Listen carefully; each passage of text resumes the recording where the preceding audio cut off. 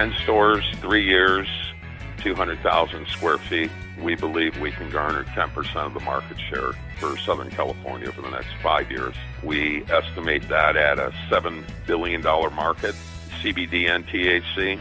So if it all worked out and we were able to get that 10%, that could equate to something in the neighborhood of 500 to 700 million. We think we can run a 22 to 24% EBITDA business around that. From MJBulls Media, it's the Raising Cannabis Capital Show.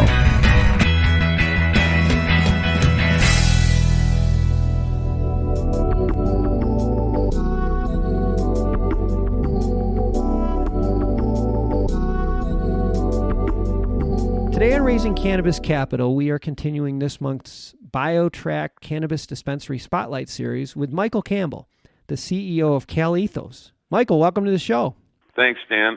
Nice to be on your show. Well, I appreciate you taking time out to speak to us about the way people see dispensaries. But before we jump into that, I got to let everyone know that I found out before we started the interview that Michael's also a Buffalonian, former Buffalo guy from the same town. We're from the same town. Go Bills. And living far away from Buffalo. Yeah, well, CalEthos is a publicly traded company trading on the OTC market under the symbol BUUZ. And I'm really excited to talk to you about your showcase by CalEthos, which is so much more than a dispensary, so much more than a dispensary. I think the best way to get things started is to have you describe to our listeners what kind of an experience they have when they enter a showcase superstore. We are developing a platform for both the brands and the consumer in a large format. This is a 20,000 square foot showroom and event center. It was designed similar to Nordstrom's cosmetic department, where you have brands that are highlighted and displayed with people that are specific to that brand.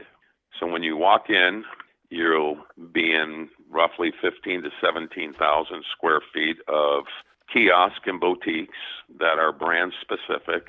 We have 10 anchor brands in the center of the store. Those are full line brands that could have up to a couple of hundred SKUs of their products on display.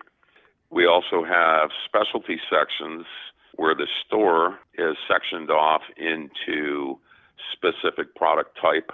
Okay. And we also have an area that is called the chill zone, which is dedicated to the beverage and edibles. So those are actually refrigerated wall coolers for the beverages and refrigerated floor station for companies that want refrigeration for their chocolates, as an example. Okay, good. Interspersed throughout there are lounge areas. It's wide open, it's comfortable, it's not crowded. Adjacent to the retail showroom floor are two other components of our format. One is our dedicated marijuana pharmacy with certified cannabis pharmacists available for consultation. That is a separate inventory that is medical marijuana oriented only. Okay.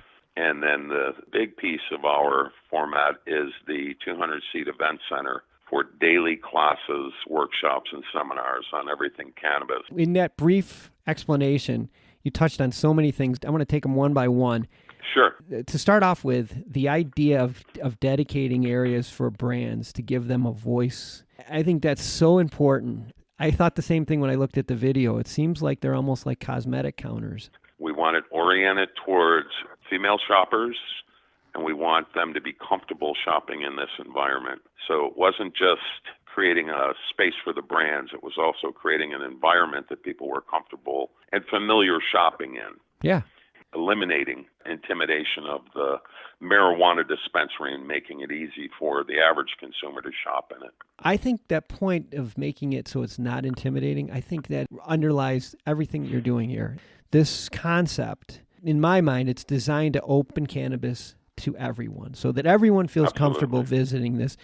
Making a commitment to a 200-person event center within your store, that is a gigantic financial commitment in there, but I think that it makes a huge difference because if you're educating people and getting people comfortable with products, and I'm sure that's what the point was. It is an investment, but we see that being the single biggest draw and the best way for not only showcase stores to connect with consumers, but for our partner brands to connect to the consumer, because it is truly a partnership. We're only as good as the brands that we house and support, and vice versa. They're building us, we're building them.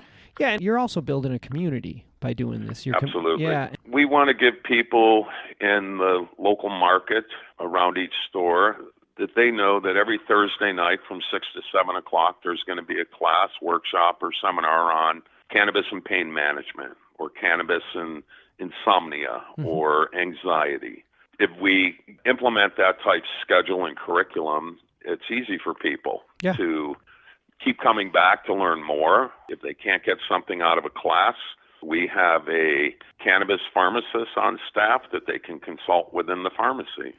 And I was going to say, the cannabis pharmacy within the store and having a trained pharmacist there who is available for consultation, I'd be comfortable walking over to the pharmacist and talking to them. Sure. It's like a regular pharmacy. You can go into the any pharmacy today and, ask the pharmacist, hey, I got a sore throat. What do you think I should take? Or whatever that ailment is.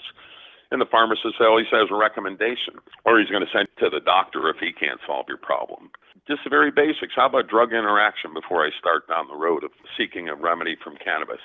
Yeah. For whatever. So those are the things that we see missing in the market and things that we're trying to bring to the market.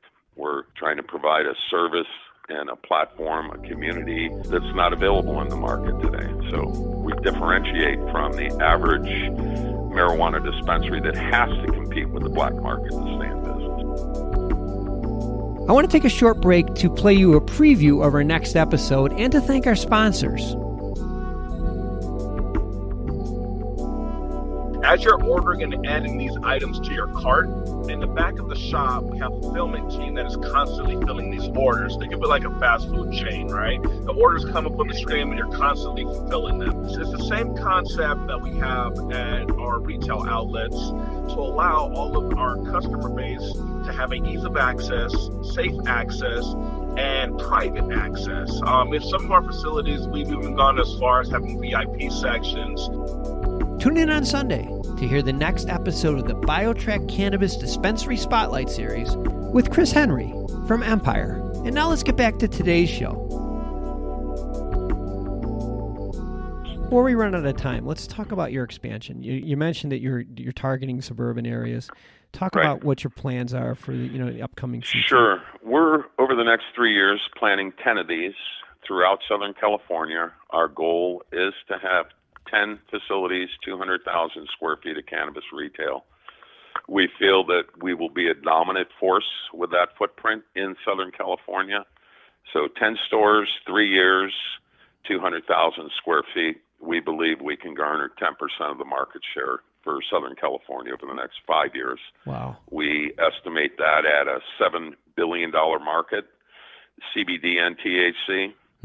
So if it all worked out and we were able to get that 10%, that could equate to something in the neighborhood of 500 to 700 million. We think we can run a 22 to 24% EBITDA business around that. Oh my gosh. All in, including all of the fun taxes that we get to pay in California. That's impressive numbers there, Michael. That is impressive numbers. Well, if you boil it down today and look at it from today's perspective, we start at $1,000 per square foot per year. Even MedMan is still running $5,000 per square foot per year. Mm-hmm. We're starting at $1,000. We think that's rather conservative. To get to the number that I just told you about, basically $50 million per store on 20,000 square foot. That's only $2,500 a square foot. So still half of what's currently being achieved in the market. Mm-hmm. We think the $1,000 per square foot to start going to $2,500 a square foot is realistic. The other advantage that we have under our brand membership program, they pay a monthly membership fee for their dedicated space. So a full-line brand, a major brand in the California market, pays us for their branded boutique. And there's 1,000 brands in California. Yeah. At maximum, we can house maybe 100 brands. Our 10 anchor brands are our key to us opening up new stores. And if we pick those 10 anchor brands, we can open up a store just about anywhere because we know we have our 10 anchors, and they're probably 80% of the draw to the store. Well, I wish we had more time to go through some more of the details of this, but I'm going to have all of your information on the MJBulls website and in the show notes. And just a reminder that CalEthos is trading on the OTC market under the symbol BUUZ. Michael, I have a feeling you're going to be back on the show soon. Appreciate that. Thanks for being on the show today. Not a problem. And when you get a chance, give me a call back and we can reminisce a little more about West Seneca. Go Bills. Thanks, Dan.